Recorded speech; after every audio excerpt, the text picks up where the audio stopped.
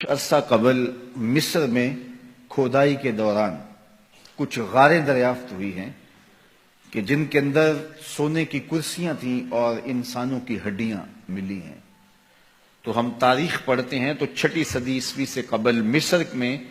وہ بادشاہوں کو الگ انداز سے دفن کرتے تھے۔ عام قبروں میں عام لوگوں کی طرح بادشاہ دفن نہیں ہوتے تھے، بلکہ بڑا غار تلاش کرتے اور اس میں سونے کی مرصع کرسی رکھتے اور اس کی لاش کو وہاں رکھتے اور اناج اور کھانے پینے کی چیزیں وہاں رکھتے، اور ظلم یہ ہوتا کہ وہاں چند زندہ غلام بھی اس کی خدمت کے لیے وقف کرتے اور باہر سے دیوار چن دیتے، اور پھر جس طرح وہ گھٹ گھٹ کے مرتے، وہ ایک دردناک کہانی، اس کا تصور کر کے بندہ کانپ جاتا ہے۔ یہ دنیا کے اوپر ظلم، جبر، تعدی، ناانصافی کیا کچھ ہو رہا تھا، لیکن میرے حضور آئے تو امن ہی امن، روشنی ہی روشنی، شعور ہی شعور، اجالا ہی اجالا پھیل گیا۔ کائنات کو یہ جتنی بھی روشنی ملی ہے،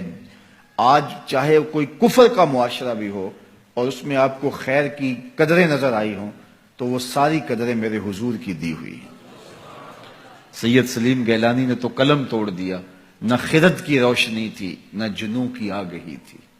نہ خرد کی روشنی تھی نہ جنوں کی آگہی تھی، تیری رہبری سے پہلے یہ جہاں جہاں نہیں تھا،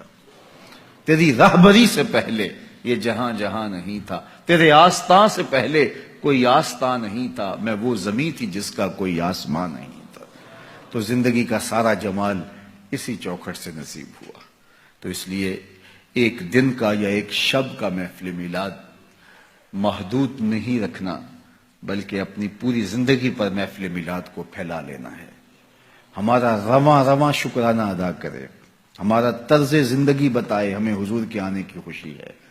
اگر ان کے آنے کی مسرت ہے اور ان کے آنے کی خوشی ہے تو پھر ہمارا طرز زندگی کیوں نہیں بتاتا کہ ہم خوش ہیں؟ ان کا بتایا ہوا طریقہ، ان کا دیا ہوا نظام حیات ہماری زندگی کا روشن حوالہ ہے اور ہماری زندگی کا نور اور چراغ راہ ہے، تو پھر اس کی روشنی میں ہم جینا کیوں نہیں چاہتے، اس روشنی میں کیوں نہیں ہم چلنا چاہتے؟ تو صاحب میلاد سے محبت اور صاحب میلاد سے پیار اور شکرانے کا ایک انداز یہ ہے کہ آپ اپنی ساری زندگی ان کے نام لگا دیں۔ میرے استاد فرمایا کرتے تھے، اور یہ بات کوئی 1000 مرتبہ کہہ چکا ہوں، وہ فرمایا کرتے تھے یہ نہ ہو کہ لوگ تمہیں پوچھے تم کون ہوتے اور تمہیں بتانا پڑے ہم مسلمان ہوتے ہیں۔ فرمایا کرتے تھے صاحب نہ کسی کو پوچھنا پڑے نہ تجھے بتانے کی نوبت آئے،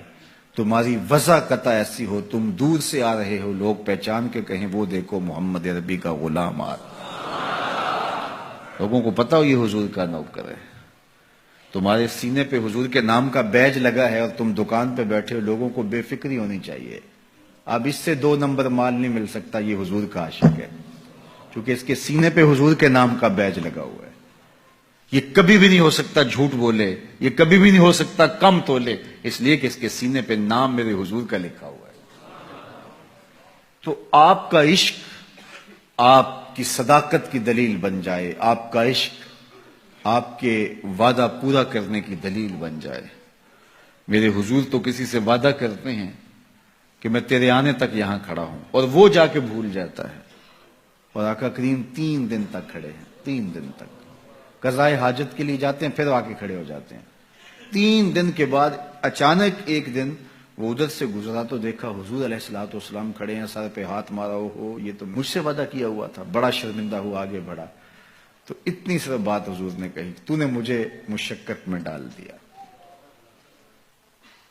غلطی اس کی ہے، حضور نے کہا میں کھڑا ہوں اور وہ جا کے بھول گیا۔ اور ہمارا ماجرا کیا ہوتا ہے کہ ہم کسی کو ٹائم دیا ہوا ہوتا ہے اور پھر خود ہی بچے کو کہہ دیتے ہیں کہ جا کے باہر بتا دے کہ ابو گھر پہ ہی نہیں ہے، اور میرے گھر کے اوپر جھنڈا حضور کے نام کا لگا ہے، پورے گھر پہ چراغاں حضور کے میلاد کا ہوا ہے، اور میں بہت بڑا عاشق رسول ہوں، نعرہ لگاؤں تو زمین کو پھاڑ دوں، آسمان کو چیر دوں، لیکن خود وعدہ کیا اور اندر سے بچے کو بھیج رہا ہوں کہ جاؤ کہو ابو گھر پہ نہیں ہے۔ تو صاحب میں عاشق رسول نہیں ہوتا، میں کوئی اور